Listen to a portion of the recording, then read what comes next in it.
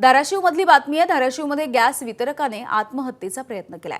वितरणाच्या तणावामुळे त्याने आत्महत्येचा प्रयत्न केल्याची सध्या चर्चा होती आहे। कंपनीच्या बैठकीमध्ये या वितरकाने आत्महत्येचा प्रयत्न केल्यामुळे सध्या खळबळ माजली आहे। तुळजापूर तालुक्यामधल्या सावरगाव इथले गॅस वितरक ज्ञानेश्वर माळी यांनी आत्महत्येचा प्रयत्न केलेला आहे। सध्या त्यांच्यावरती सोलापूरमधल्या खासगी रुग्णालयामध्ये उपचार सुरू आहेत। या सगळ्या प्रकरणाच्या नंतर कंपनीने तपासणी केली तेव्हा स्टॉक आणि वितरण याच्यामध्ये मोठा तफावत असल्याची माहिती देखील समोर येताना दिसते आहे। सध्या तामलवाडी पोलीस हे घटनास्थळी दाखल झालेत आणि या प्रकरणाचा तपास सुरू आहे।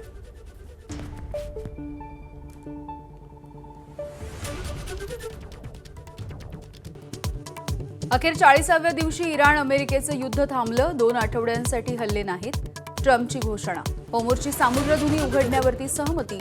अमेरिकेनं 10 अटी मान्य केल्याचा इराणचा दावा। युद्ध थांबवण्यासाठी पुढाकार घेतल्याबद्दल ट्रम्प आणि इराणनं मानले पाकिस्तानचे आभार। पण ड्राफ्ट मेसेजवरून पाकचे पंतप्रधान ट्रोल। अमेरिकेनं पाठवलेला मेसेज पोस्ट केल्याची टीका।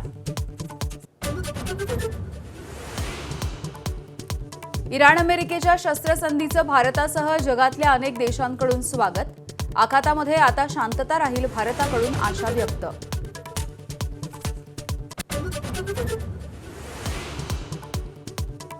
शस्त्रसंधीच्या घोषणेनंतर कच्च्या तेलाच्या दरामध्ये 20% घसरण। जगभरातले शेअर बाजार तेजीत। सेन्सेक्स 300 अंकांनी तर निफ्टीमध्ये 873 अंकांची उसळी।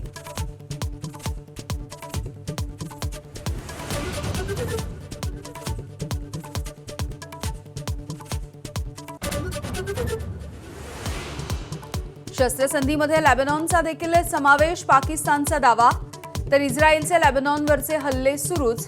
बॉम्ब वर्षावामध्ये 8 जणांचा मृत्यू।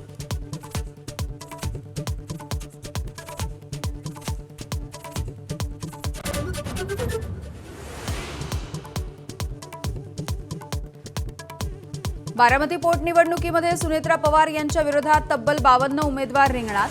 भाजप सुनेत्रा पवार यांच्या पाठीशी खंबीरपणे उभा राहील, फडणवीसांची ग्वाही।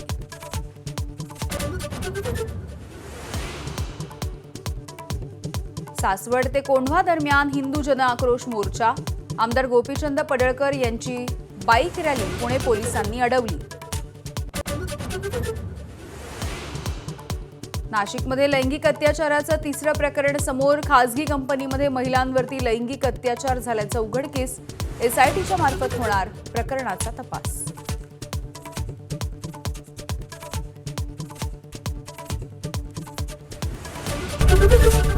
एबीपी माझा, उघडा डोळे बघा नीट।